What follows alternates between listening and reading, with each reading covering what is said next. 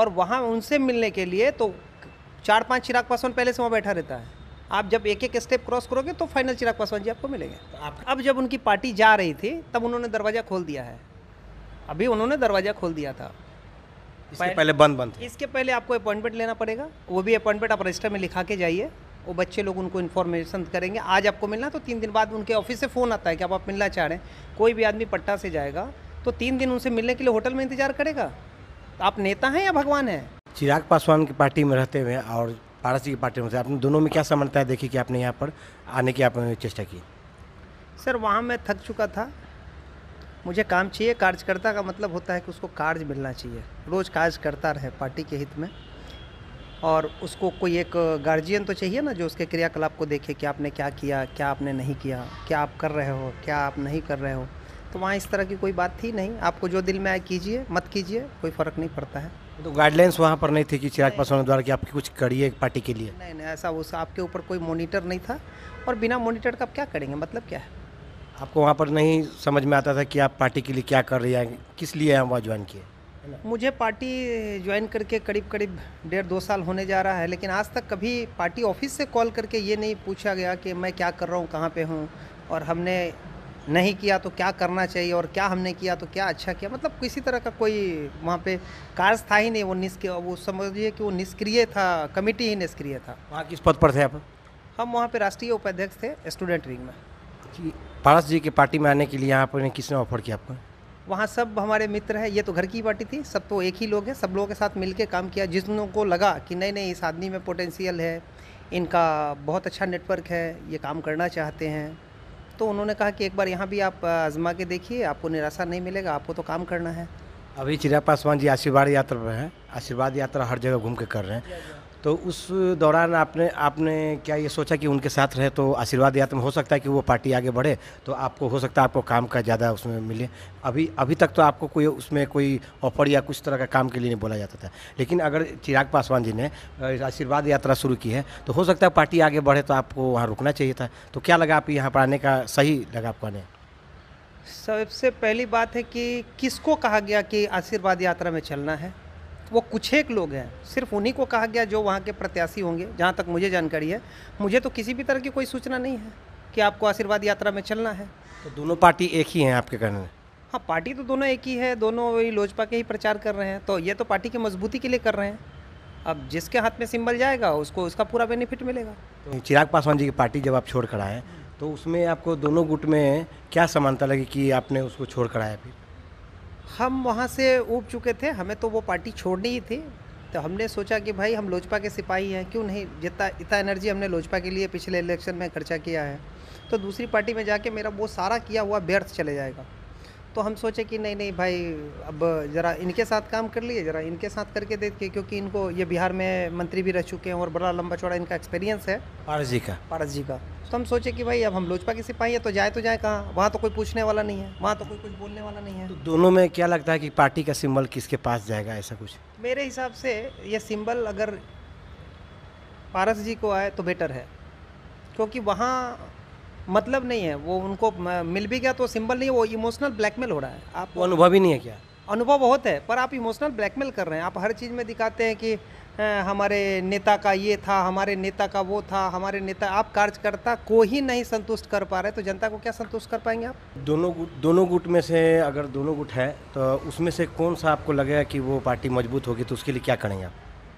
Sir एक गुट को तो मैं पूरी तरह से देख के आया हूँ, वो गुट सक्सेस मेरे को कम चांसेस ही लग रहा है कि सक्सेस होगा, क्योंकि गुट में अपने से पीछे वाले कार्यकर्ताओं को बहिष्कार किया जाता है, उनको प्रमोट नहीं किया जाता है। तो संगठन तभी बढ़ेगा ना जब आप बच्चों को आगे बढ़ाओ। आप सब दिन चाहोगे कि सब मैं ही करूँ, बिना से बगैर पूछे कुछ काम न हो, और आप इतनी बड़ी कमेटी बनाते हैं, कमेटी में 20 आदमी को रखते हैं, अध्यक्ष के अलावा आपको आपके ऑफिस में फ़ोन नंबर भी नहीं है कमेटी का, कमेटी के लोगों का कॉन्टैक्ट नंबर भी आपके पास नहीं है। अगर आपके पास रहता तो आप अगर किसी भी तरह का कोई कार्यक्रम करते हैं तो आप उनको मैसेज तो कर सकते हैं, व्हाट्सअप तो कर सकते हैं। आज सोशल मीडिया के ज़माना में आप एक फ़ोटो को 25 बार भेजते हैं अपनी पब्लिसिटी के लिए, लेकिन कार्यकर्ता को आपको भी मतलब उनको सूचित ही नहीं करते हैं कि ये इस डेट है, या जो आपने अध्यक्ष को कह दिया, कहानी खत्म हो गई। आशीर्वाद यात्रा उन्होंने जब शुरू किया तो आपको ऑफर किया था उन्होंने कि आशीर्वाद यात्रा में चलिए? सर ये आशीर्वाद यात्रा नहीं है, बेकार यात्रा है, बात समझ रहे ना। ये बेकार यात्रा है। ये अपना भी टाइम ख़राब कर रहे हैं और उनके जो प्रत्याशी जो पिछली बार खड़े हुए थे उन सब का टाइम ख़राब कर रहे हैं। तो क्या लगता है उसमें से कुछ पार्टी लोग में भी लोग आएंगे, मतलब जो रह रहे हैं उसमें? सर आपको जितना कन्फ्यूज करना है लोगों को कन्फ्यूज कर लीजिए। सबसे बड़ी चीज़ क्या होती है, आदमी बलवान कब होता है? खुद बलवान हो, परिवार बलवान हो, आपके साथ रहने वाले लोग बलवान हो, तभी देश का निर्माण कर सकते हैं। आप परिवार नहीं बचा सक रहे हैं, आप पार्टी नहीं बचा सक रहे, आप अपने कार्यकर्ता जो आपके यहाँ से जा रहा है उसको रोक नहीं पा रहे, तो जनता को क्या करना है? अब क्या समझाने के लिए आप जा रहे हैं? क्या जनता को समझा रहे हैं आप और क्या समझा लेंगे आप? तो आपका कहना है कि पार्टी तो दोनों एक ही है, तो फिर इसमें इस तरह से तो आप दल बदलू भी करा जा सकते हैं। हमको दल बदलू जो कहेगा पहले अपने आईने में झांक के देखेगा ना। हमको चमचागिरी नहीं आता है और हम चमचागिरी नहीं करेंगे। जनता तो कहेगी कि आप तो वो भी लोजपा ये भी लोजपा, तो इसमें क्या आपको खास लगा कि इसमें है, जबकि आपने कहा है कि ये इस पार्टी में कार्यकर्ता ज़्यादा लोग हैं, मतलब इस पार्टी का नाम ऊँचा है, यानी कि वो केंद्रीय मंत्री के पिताजी रह चुके हैं, इसलिए ये पारस जी का भी थोड़ा नाम है इसलिए आप आए, यही बात है? सर एक छोटी सी बात सोच लीजिए, आपको जब इलेक्शन लड़ना होता है तब नीतीश कुमार बहुत अच्छे लगते हैं आपको बहुत अच्छे लगते हैं नीतीश कुमार, क्योंकि जनता तो ये कर रही है। नहीं आपका सेफ सीट जीतना है, आपको सारे लोगों को वोट चाहिए, आप जीत जाओ। और जब आपका कार्यकर्ता इलेक्शन लड़ना चाहता तो उस समय आप एक्सपेरिमेंट करते हैं, उस समय आप संघर्ष का रास्ता चुनते हैं। तो ठीक है भैया, संघर्ष का रास्ता अगर आप चुनते हो तो फिर 40 जो लोकसभा इलेक्शन होते हैं सब पे 40 पे आप संघर्ष का रास्ता चुनिए ना। अगर जनता कहेगी तो आप क्या बोलेंगे, उनको क्या जवाब देंगे कि अगर मैंने ये पार्टी छोड़कर आया है फिर वापस जी पारस जी के पार्टी में, क्या आप जवाब देंगे? जनता को विकास चाहिए तो सरकार के साथ रहना पड़ेगा।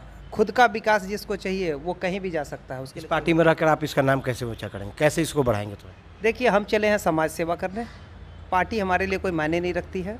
हम लोजपा में थे और मुझे वो पार्टी छोड़नी थी। हमने एक ऑप्शन देखा कि चलो चाचा का एक्सपीरियंस ज़्यादा है, ज़रा इनके साथ कुछ दिन समय व्यतीत करते हैं। लेकिन मैं इतने थोड़े दिनों के मतलब अपना एक्सपीरियंस बता रहा हूँ कि हमें यहाँ जो भी लोग मिले हैं वो मुझे प्रमोट ही कर रहे हैं, न कि मुझे मिसगाइड कर रहे हैं। यहाँ किन से सहयोग मिला आपको लोजपा ऑफिस में?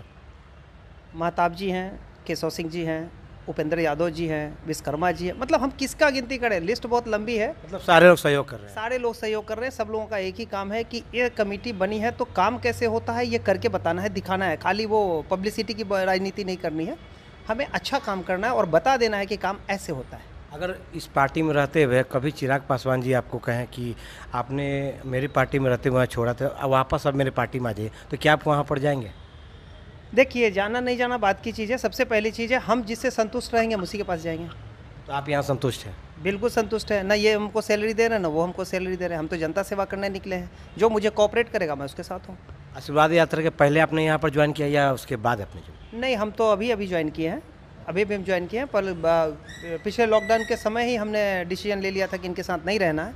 फिर भी वहाँ हमारे जो अध्यक्ष थे वो हमारे काफ़ी अच्छे हमारे उनके संबंध हैं, वो मुझे बहुत कोऑपरेट भी करते हैं। पर उनका ही वहाँ नहीं चलता तो बेचारा करेगा तो क्या। तो आशीर्वाद यात्रा जब हो रही थी तब आप उस पार्टी में थे, तो चिराग पासवान जी ने आपसे कुछ नहीं कहा कि हम लोग की जो पार्टी में जो आशीर्वाद यात्रा हो रही है तो आप आइए हमें सहयोग कीजिए, ऐसा कुछ उन्होंने नहीं कहा? चिराग पासवान कुछ एक लोगों को पहचानते हैं जो उनका दरबारी है, जो आपसे कोई मुलाकात नहीं होती थी उनकी? जो उनके आगे पीछे घूमता है और वहाँ उनसे मिलने के लिए तो 4-5 चिराग पासवान पहले से वहाँ बैठा रहता है। आप जब एक एक स्टेप क्रॉस करोगे तो फाइनल चिराग पासवान जी आपको मिलेंगे। तो आपकी कभी डायरेक्ट मुलाकात नहीं होती थी उनसे? कोई भी पार्टी के बारे में कोई डिसीजन लेना ये सब नहीं होता था? नहीं, अब जब उनकी पार्टी जा रही थी तब उन्होंने दरवाज़ा खोल दिया है। अभी उन्होंने दरवाज़ा खोल दिया था, इसके पहले बंद थे। इसके पहले आपको अपॉइंटमेंट लेना पड़ेगा, वो भी अपॉइंटमेंट आप रजिस्टर में लिखा के जाइए। वो बच्चे लोग उनको इन्फॉर्मेशन करेंगे। आज आपको मिलना तो 3 दिन बाद उनके ऑफिस से फ़ोन आता है कि आप मिलना चाह रहे हैं। कोई भी आदमी पट्टा से जाएगा तो 3 दिन उनसे मिलने के लिए होटल में इंतजार करेगा। आप नेता हैं या भगवान हैं? नेता को तो जनता के लिए दरवाज़ा खुला रखना है, क्योंकि नेता खुश, जनता खुश तो नेता मजे में रहते। पारस जी में ऐसा कोई बात है जो आपको लगता है कि वो जनता के लिए बहुत खास है? लेकिन जितने दिन से जानते हैं उनका दरवाज़ा खुला है। जैसे आज जो हालत है 12 से हालत 18 का आज भी अच्छा है। 6 बजे शाम के बाद आप जाइए, कभी भी आपको पारस जी मिलेंगे, कोई दिक्कत नहीं है।